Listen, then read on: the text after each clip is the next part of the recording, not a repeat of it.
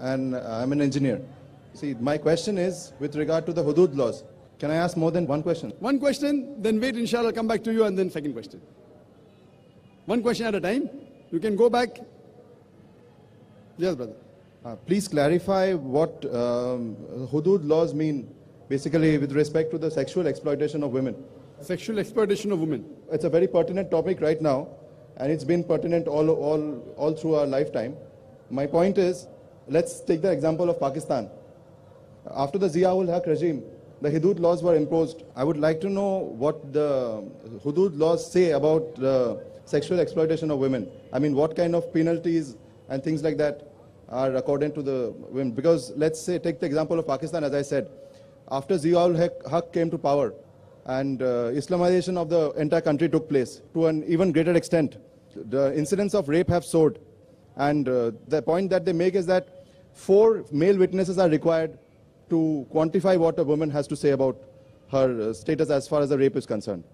So please, could you explain this? भाई साहब ने सवाल पूछा है, मैं उर्दू में जवाब दूंगा क्योंकि तकरीर उर्दू में थी।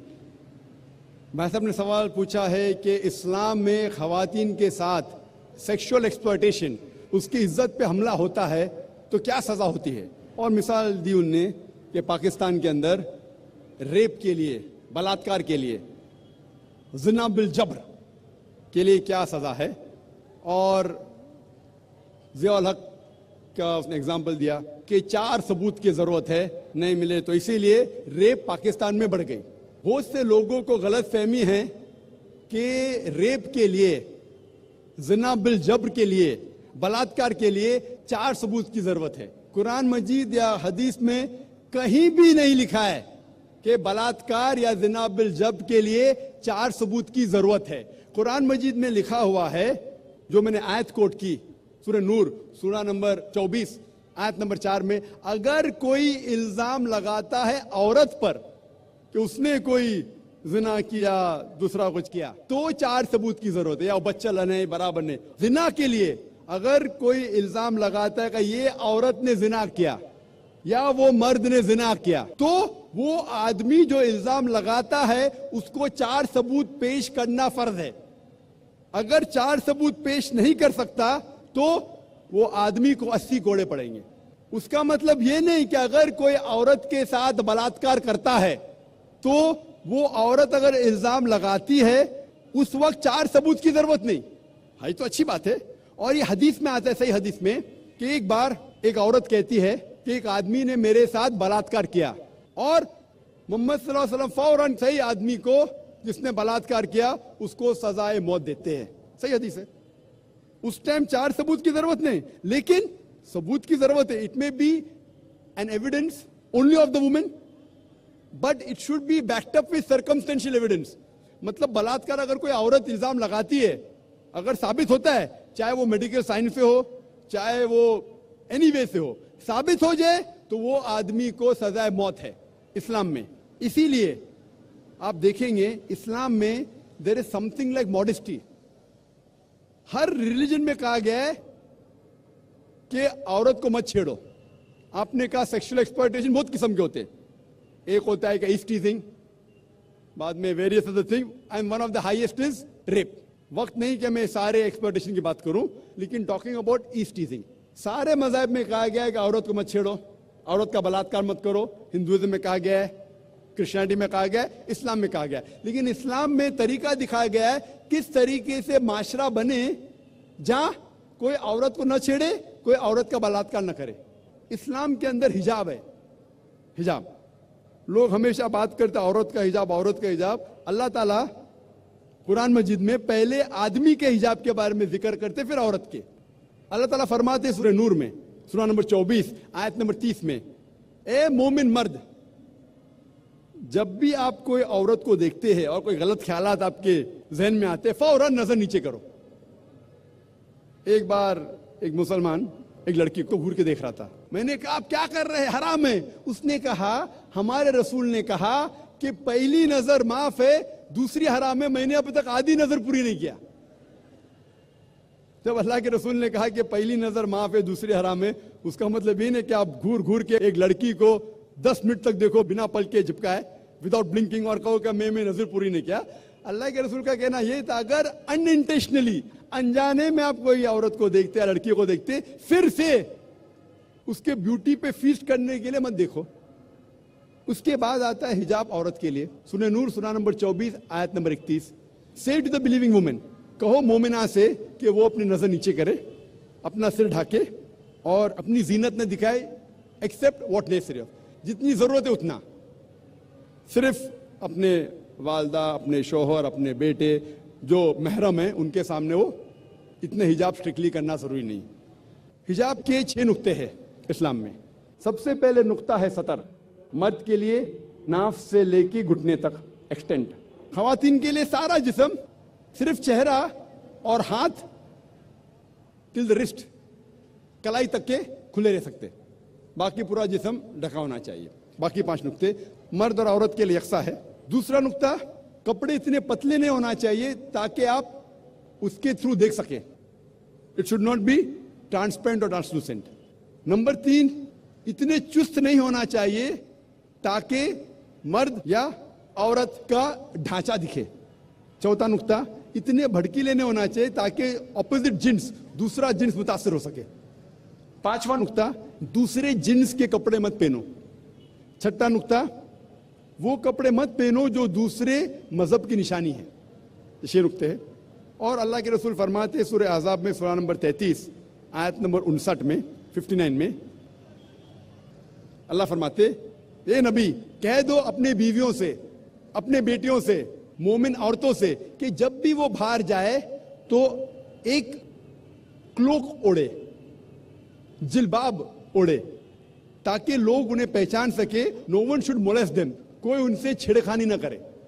میں پوچھنا چاہتا ہوں آپ سے کہ اگر کلکتہ میں 2 جڑواں بہن, بہت خوبصورت, یکساں خوبصورت, دونوں کلکتہ کے سڑک پہ چل رہے ہیں. ایک بہن پہنی ہے اسلامک کپڑے, حجاب, سارا جسم ڈھکا ہوا ہے, صرف منہ اور ہاتھ کلائی تک کھلے ہیں. دوسری بہن مغربی کپڑے پہنی ہے, منی اسکرٹ اور شارٹ, اور دونوں چل رہے کلکتہ کے سڑک کے اوپر.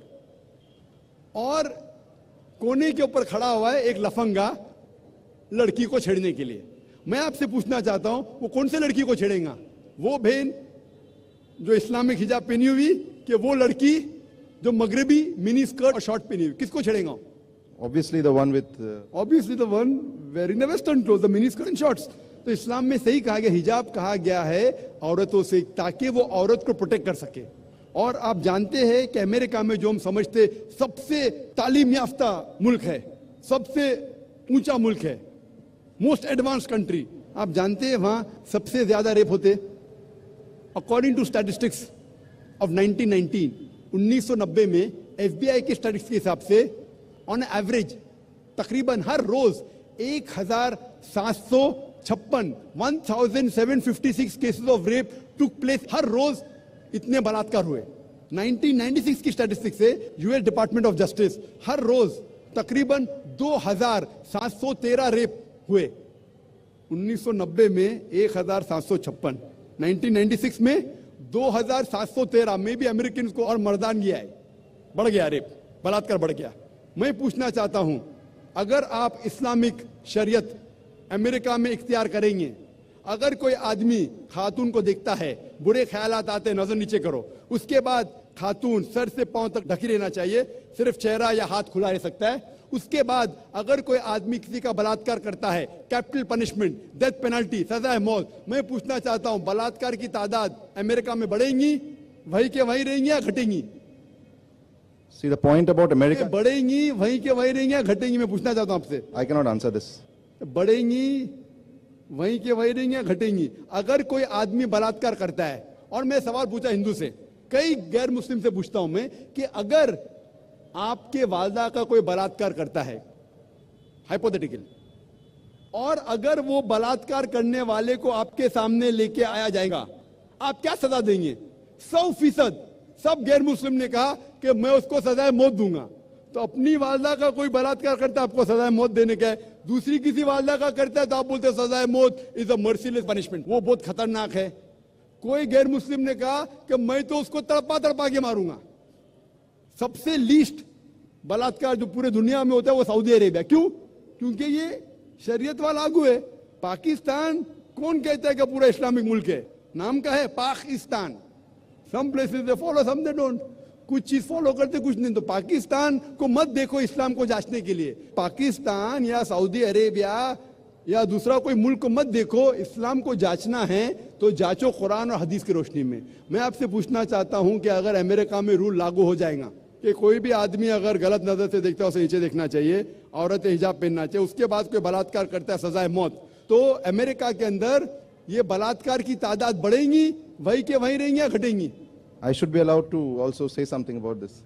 So first give the answer, then I'll give you a chance to speak. You're giving me very few options. Sorry? Are you not giving me the right options then? There's no fourth option. Is there a fourth option? No, then I can't answer, I guess. No, is there a fourth option? That's what I want to talk about. Is there any fourth option? There cannot be any option. Either it remains the same, it goes up, it remains the same, or goes down. There's no fourth option. Our hypothesis is based on certain assumptions. So what assumption? No, my point is that we cannot just say what's going to happen to America if we actually impose the Sharia. If you're illogical, you can't. If you're logical, you can. That's right. What's the argument? Tell me. See, my point is, again, Sharia can be imposed in America also, but we have to also see the fact that a lot of these cases are not reported in certain Islamic countries also. Brother, I'm not talking about Islamic country. I'm asking a simple question. You can pose the second question, you can pose 10 questions, I'll reply, but you should be truthful to yourself. If suppose, God forbid, someone rapes your mother, and if the rapist is born in front of you, what punishment will you give him? The only reason I'm asking this question is because this disturbs me. What disturbs you? The point about rape. The fact that there should be capital punishment to people who actually rape. Very good. So that's what Islam says. That's what I'm saying. So that's what I'm with you, brother. So why are you getting scared to reply? Don't get scared. So the thing is that anyone who rapes, that is the reason L.K. Advani, the previous home minister, ex-home minister, few years back, he suggested that there should be death penalty for the rapist. Therefore, I congratulate him. I may not agree with his other policies. Correct. What he says, I agree with him. So he suggested that in India, there should be death penalty for a rapist. Maybe the next home minister will say that the woman should be dressed up in hijab. Maybe. Okay, now what's the other argument, brother? My point exactly is that... Next question. Next question. Your first question answered or not? More or less, I think. More or less? Yeah, brother, be truthful. What more or less? Which parade? I'm telling, don't look at Pakistan for Islam. Am I talking about Pakistan here? Am I talking about Pakistan? That means you didn't hear my lecture correctly. I told that don't look at Muslims or Muslim societies. आप मुसलमान और मुस्लिम माशरे को मत देखो इस्लाम को जानने के लिए. इस्लाम को जानने के लिए कुरान और हदीस देखो. मैं कुरान का इतना हवाला दिया, हदीस का हवाला दिया, आप बोलता है most. What most? Your answers are absolutely fine as far as the hudud laws are Say concerned. like that. Very good. Now next question. But you can wait, brother. If you don't mind, brother, we'll give the other non-Muslim the chance. We'll come back to you. You can go behind the other non-Muslim if they're non-Muslims. I'll answer your question. Don't go away. You can stand in the queue. Mic number 2. अगर कोई गैर मुस्लिम है तो पूछ सकता है. भाई पूछिए. मेरा नाम शीतल दास गुप्ता है और मैं एक स्टूडेंट हूँ क्लास 10 का. मैं आपसे ये जानना चाह रहा था सर कि एक लेडी जो अपने हस्बैंड से शादी करती है तो उसे कितना हद तक जाए उसे प्यार करे. प्यार कितना हक होता है? भाई साहब का सवाल है कि जब एक औरत अपने हस्बैंड से शादी ने एक आदमी से शादी करके हस्बैंड बन जाता हो. हस्बैंड से शादी करने की जरूरत नहीं. अगर एक औरत एक आदमी से शादी करती है तो वो हस्बैंड बन जाता है. उससे कितना इख्तियार है, कितना प्यार करे. जितना ज्यादा करे उतना अच्छा है. जितना ज्यादा करे उतना अच्छा है. और शोहर के लिए भी, शोहर भी जितना ज्यादा प्यार करे अपने बीवी से उतना अच्छा है, उतना अच्छा मोमिन हो. ठीक है. Next question. My name is Mrs. Hilary Pang, and I've come here especially to ask you this question, which has been playing on my mind from the time I was a kid. Yes, Sister Hilary, you're most welcome to ask the question. Hillary who climbed Mount Everest, that's Hillary. Yes, Sister, most welcome to ask the question. Adam and Eve had 2 sons, right? Yes. Cain killed Abel. Fine.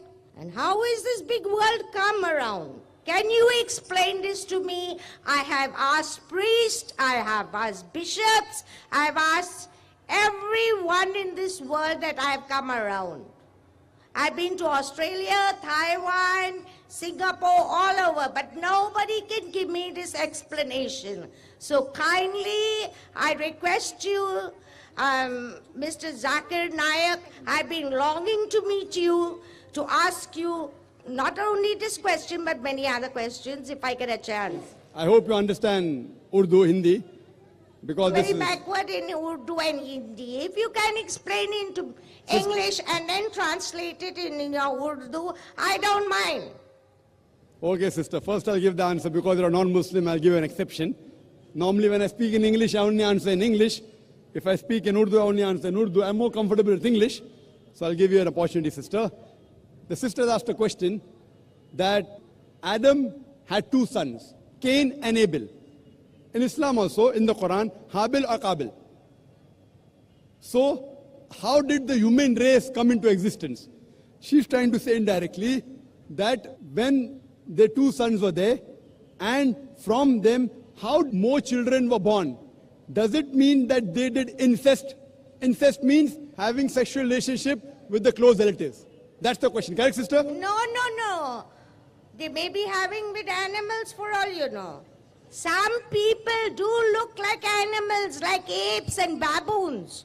So maybe they did have relationship with them. So what's the question then?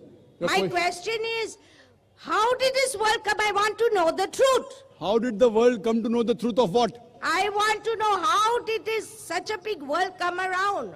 How did When they come? That's what I'm telling you. How did it come into existence? So that's what I'm telling you. Yeah. How did the world come into existence? According to the Quran, according to the Bible, the first pair of human beings were Adam and Eve, peace be upon them both. Both of them were the first human beings. And Allah says in the Quran, and I quoted that in my talk, in Surah Nisa, chapter number 4, verse number 1, Ya ayyuhan nasu ttaqu rabbakum allazi khalaqakum min nafsin wahida wa khalaqa minha zawjaha. O humankind, reverence your guardian Lord, who has created you from a single person and created like nature's mate, and from it twins, multiple women and men. That means all of us, sister, are children of Adam and Eve. How are we children? Because they had children, and from them there were many children. What people object to is that how come the children of Adam, peace be upon him, and Eve, peace be upon her, how did the children have sex amongst themselves, and how did the human race continue? The point to be noted, sister, is that the major concept of Islam about oneness of God, not to do idol worship, is the same from Adam alayhi salam till Prophet Muhammad, peace be upon him, sallallahu alaihi wasallam. But the minor points kept on changing. At that time, at the time of Adam, peace be upon him, the law was that the brothers and sisters born in the same delivery, they should not marry one another. The brothers and sisters born in the same delivery should not marry one another. So, amongst the sisters and brothers who have not born in the same delivery, they married each other and they had children. Later on, when the human race kept on expanding, then the law came that the brothers and sisters should not have sexual relationship. That's what the Quran says in Surah Nisa, chapter number 4, verse number 22, 23, 24, that you cannot marry your mother, your sister, your daughter, and your mother's sisters, your brother's daughter, your sister's daughter, and a big list of mahram is given. So, sister, previously the rule was that marrying amongst the same delivery was prohibited, marrying from different delivery was permitted because there was only one pair of humankind. That's how the human race kept on expanding, and today all the human beings, more than 6 billion of us, sister, we have got the same common great grandparent, that is Adam and Eve, peace be upon them. Hope that answers the question, sister. Sister, hope that answers the question. There was no animal involved in between. If you have sex with an animal, a human being is not born. I'm a medical doctor. Having sex with an animal is called bestiality. I'm a medical doctor. If you have sex with an animal, a human being is not born. So this human race came. Our great-grandparent was one common, that is Adam and Eve, peace be upon them. Hope that answers the question.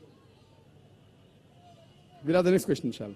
Dr. Zakir Naik, firstly I am greeting you as a namaste, and I am feeling very honored to talk with you, see you. My name is Ashok Kumar Vyas. I belongs from Hindu Brahmin and living in Bada Bazaar.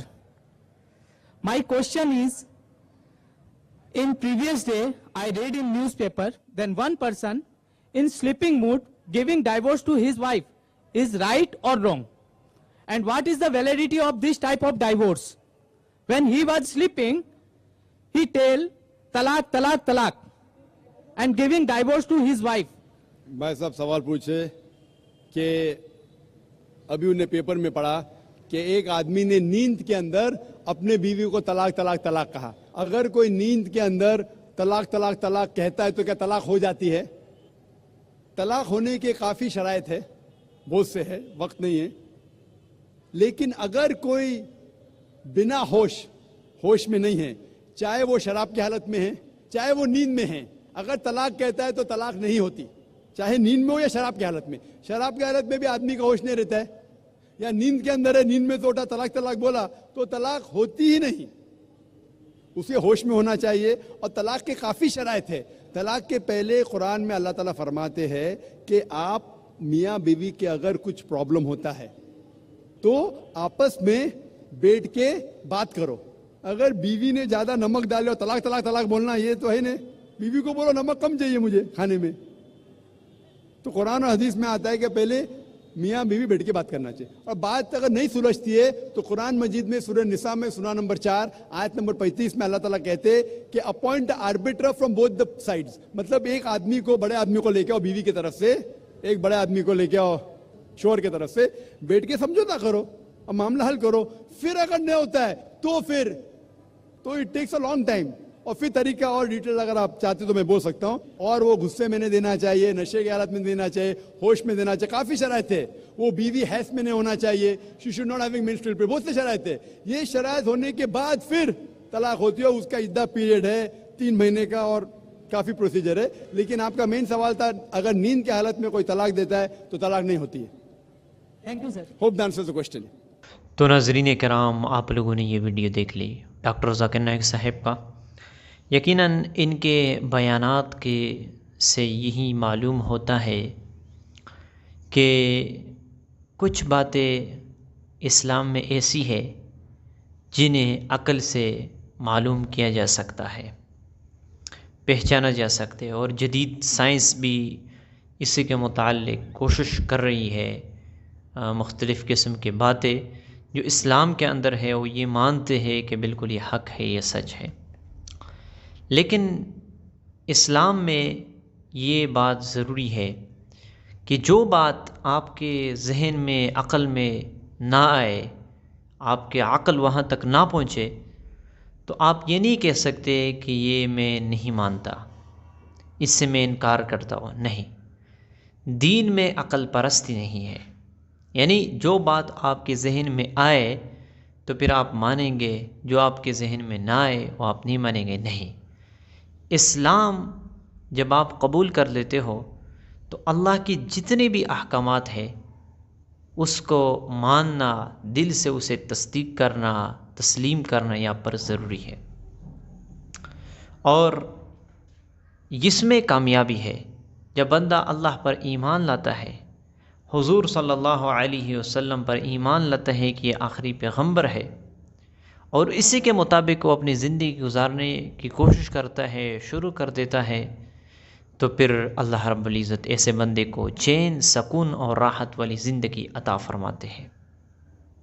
बंदा जब मुसलसल कोशिश में लगा रहता है, कुछ वक़्त के लिए इंसान पर बाज़ अहकामात वो ये समझेंगे कि ये तो मुश्किल है, लेकिन ये दीन जो है ये दीन फितरत है, दीन फितरत के मुताबिक है।